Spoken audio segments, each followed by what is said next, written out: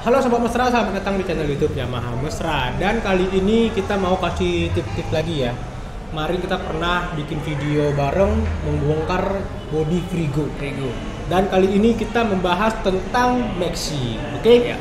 Dan tapi yang mau kita bahas di sini adalah tentang kode-kode kerusakan yang sering kita baca, yang bisa kita baca dari speedometer ya, Bang. Iya, benar sekali. Ya, dari sini ada Bang Rianda dari Yamaha Education.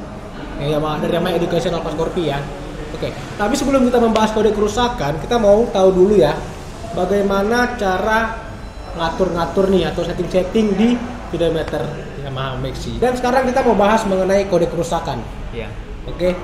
Nah, ini karena Bang Rianda ini adalah seorang trainer, kita langsung undang untuk kasih tahu bagaimana cara mengetahui trouble melalui speedometer Maxi. Ya, melalui indikator lampu FI ya dengan cara membaca kedipannya. Oh gitu. Kalau bahasa mekanik saya kurang tahu ya, jadi awam-awam aja lah ya. Oke, Bang. Biasanya di Maxi itu paling sering hampir semua Maxi ini, mau dari Lexi, Aerox, NMAX sampai X-Max itu yang paling sering kode berapa yang itu? Kalau saya ya dulu kan juga merasakan sebagai teknisi ya. Kode yang paling sering muncul tuh contohnya di motor fiction itu kode 46 ya kan. Oh, kalau di Vision ya. Ya, Vision. kemudian kode 21 ya. ya. Dan juga ada juga yang pernah juga kode 12. Kode 12. Nah, jadi kalau kode 46 tuh mewakili sistem pengisian yang bermasalah, sistem pengisian atau pengecasan. Kemudian kalau kode 21 itu mewakili coolant temperatur sensor. Coolant temperatur sensor. Ya, yang mana sensor tersebut tugasnya itu untuk memonitor suhu mesin. Nah, itu untuk kode 21. Dan kode 12 itu mewakili crankshaft position sensor. Jadi kalau muncul kode 12 bisa aja crankshaft position sensornya itu bermasalah. Oh, begitu. Tapi itu dari segi kode-kode yang paling sering muncul di motor Yamaha ya? Beberapa tipe yang ada di motor Yamaha. Dan sudah memakai sistem apa namanya, Bang, kalau kode-kode ini? Sistem fuel injection pastinya. Jadi ya yang sudah memakai sistem full injection gitu. Tapi kalau kita bicara spesifiknya dulu. NMAX tuh mulai dari kode 12 ya kita bahas nih. Paling sering kita dengar. Apa tadi itu bahas NMAX itu kode 12 itu apa? Kalau kode 12 itu crankshaft position sensor. Crankshaft position sensor. Ya. Ini biasanya karena apa sih? Kalau dari umum ya, itu kan banyak juga yang masuk ke bengkel kode 12 tuh ya. Crankshaft position sensor. Banyak juga teknisi setelah mengecek tuh problemnya ada di soket. Di soket ya? Ternyata soketnya itu longgar. Ada juga yang ditemukan soketnya itu hangus ya, seperti gosong, terbakar ya. Itu faktor yang pertama juga bisa dipengaruhi karena konsumen melewati banjir ya, sehingga di soket tersebut ada kandungan air. Dan kalau sudah ada kandungan air pasti bisa short dan akhirnya soket tersebut bisa hangus, gosong. Kalau soket ini kode 12. Kalau soket ini posisinya di mana ini? Posisinya kalau Aerox dia tepat di bawah ya, dekat sayap belakang juga. Oh, dekat sayap belakang. Di bawah, sehingga ya ada kemungkinan besar untuk air masuk ke soket tersebut. Oh gitu. Berarti ya hati-hati kalau melewati genangan banjir ya, itu nggak segampang, nggak seenteng itu ya. Walaupun Yamaha ini untuk melewati genangan banjir tuh bisa bilang aman. Iya. Tapi ada faktor lain yang harus kita perhatikan. Intinya konsumen juga harus bisa memperkirakan ketinggian airnya. Jadi kalau ketinggian airnya terlalu tinggi, jangan nekat untuk menerabas gitu ya. Jadi kalau misalnya airnya masih mungkin tidak terlalu tinggi, kita masih bisa melewatinya.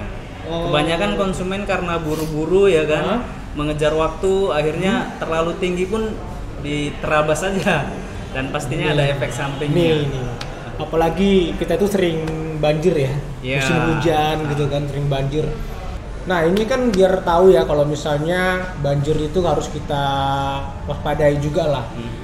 Ada nggak sih batas air yang harus yang masih bisa dilewati dengan Ya. motor Yamaha Maxi. Oke, kalau motor Matic sangat mudah ya. Dia kan untuk posisi saringan hawanya ada di samping ya. Oh, di samping. Kalau bisa, kalau airnya itu tidak berada di atas saringan hawa. Jadi posisinya di bawah saringan hawa. Di bawah saringan hawa. Nah, Kalau menyentuh sedikit, kemudian untuk lebih mudah lagi bisa dari as depannya juga ya.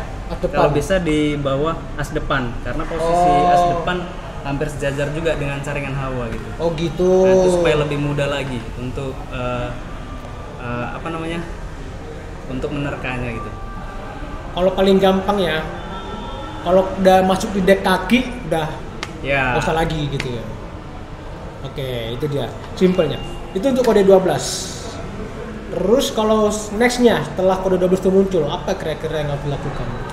Kalau kode 12 muncul, untuk orang umum lebih bagus coba langsung cek soketnya terlebih dahulu. Cek soketnya dulu, Nah, oke. Kalau ada kandungan air, lepas soketnya, kemudian coba bersihkan. Bersihkan pakai? Bisa diembus pakai angin ya, Hah? pakai udara, Ya. atau digedok-gedok, kemudian pasang lagi. Oh, Karena memang yang sering terjadi kode 12 itu karena soket yang longgar ataupun karena adanya kandungan air. oh gitu ya. Longgar dan kandungan air. Jadi dua itu yang memunculkan kode 12. Iya. Oke. Dan pastinya juga bisa dipengaruhi dari faktor-faktor yang lainnya ya. Itu karena untuk trik yang pertama untuk memeriksa, karena kan ini untuk pengendara kan. Pengendara jadi umum Tapi aja kalau gitu. untuk secara detailnya itu pasti ada item-item lainnya yang perlu diperiksa. Intinya kalau misalnya udah penanganan tadi dilakukan tapi masih muncul juga kode 12, bawa Ya, ke bengkel. kita sarankan ke gitu ya. bengkel resmi emang. Pastinya bengkel resmi ya. Ya. Jangan bengkel-bengkel jalan karena toolsnya lebih lengkap di sini. Gitu. Ya. Nah, setelah kode 12, apalagi sering yang muncul kodenya? Setelah kode 12, kode 21. 21. Nah, contohnya di motor Fiction ya. Nah, itu menyangkut coolant temperatur sensor. Bulan temperatur Ya. sensor. Dan posisinya itu memang motor Fiction itu coolant temperatur sensornya itu sedikit berada di luar ya. Di Iya. sebelah kanan Ah. deksel. Jadi untuk posisinya juga ada resiko terkena air juga gitu. Khususnya pada saat mencuci motor. Oh, mencuci motor. Itu ya. sering sekali soket tersebut mengandung air. Dan Iya, kalau iya, sudah ada kandungan air ya, masuk air di dalam soket, pasti bisa short ya, bisa kontak dan muncul kode 21. Berarti nggak jauh-jauh dari soket juga ya tetap? Iya, dari soket juga, nggak jauh-jauh dari situ.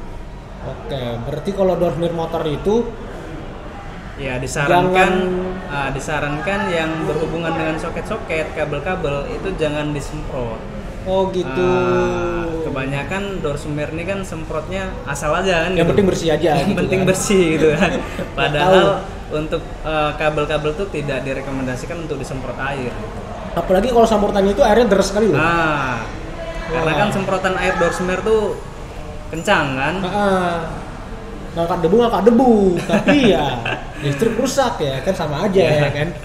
Door mirror 20.000, perbaikinya Airnya 100.000. jangan sampai. Jadi itu perlu kita perhatikan ya ketika door mirror motor ya. Ya, Oke. Bagian kelistrikan, bagian apa lagi itu harus diperhatikan lagi. ya. Nah, kalau itu lagi, kalau misalnya kode 21 penanganan selanjutnya, penanganan awal itu yang bisa kita Penanganan lakukan. awal hampir sama dengan yang kode 12 tadi ya, Ya. Bang. Karena kan sama halnya seperti yang tadi tuh banyak masalah di soket.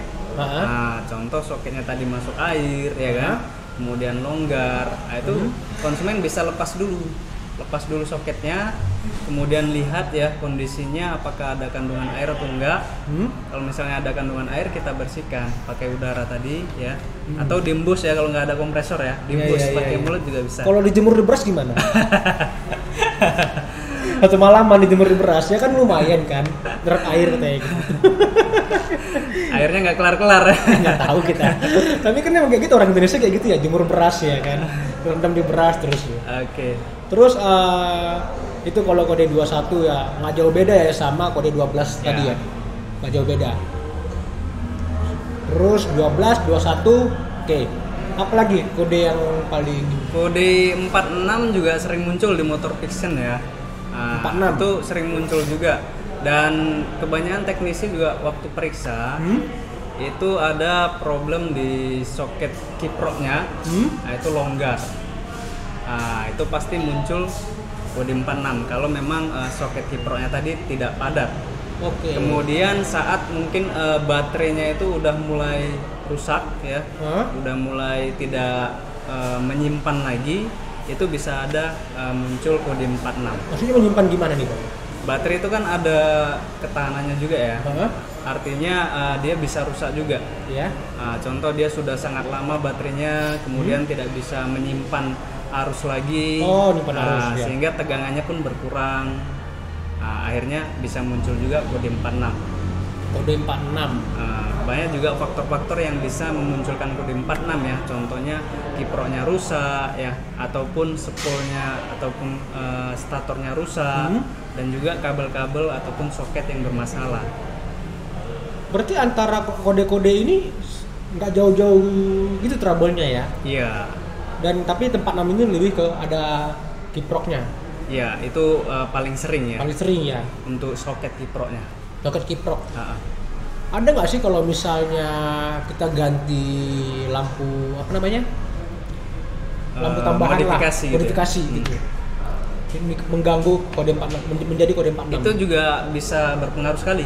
Bisa berpengaruh ya. Karena kan untuk lampu-lampu standar Yamaha itu kan ada arus yang sudah disesuaikan. Nah, jadi kalau misalnya melakukan modifikasi bisa aja arusnya itu berlebihan. Iya, benar-benar. Dan itu pastinya akan mempengaruhi kondisi baterai. Kalau terlalu banyak arus yang keluar ya karena modifikasi, akhirnya baterai bisa lowbat, bisa juga muncul kode 46. Artinya ketika kita memodifikasi motor, terutama mengganti lampu, itu kondisi kiprok juga kita perhatikan ya. Iya. Kalau kiprok standar udah terpakai lagi dong. Kalau misalnya lampunya itu udah banyak, kayak lampu jual pulsa gitu kan. Artinya butuh modifikasi butuh juga. Modifikasi juga gitu. Ya. Tapi kalau lebih baik tidak ya. Lebih bagus jangan dimodifikasi. Original itu udah bagus kok. Kita ada perhitungan semua biar itu aman gitu kan. Modifikasi bisa aja, tapi jangan terlalu berlebihan. Berlebihan. Gitu. Ada batasnya ya. Ada batasnya. Harus tahu juga batasnya. Nah, kode 46 ini muncul. Nextnya apa yang harus dilakukan? Untuk kode 46 jika muncul ya. Jika muncul kode 46 hampir sama juga. Sama juga. Untuk yang sebelumnya tadi yang 21, yang 12 ya. Gitu. Coba Soket cek juga. soket juga. Selain itu cek juga untuk hubungan kabel. Tapi gitu. biasanya kalau konsumen kan nggak ada alat ukurnya ya.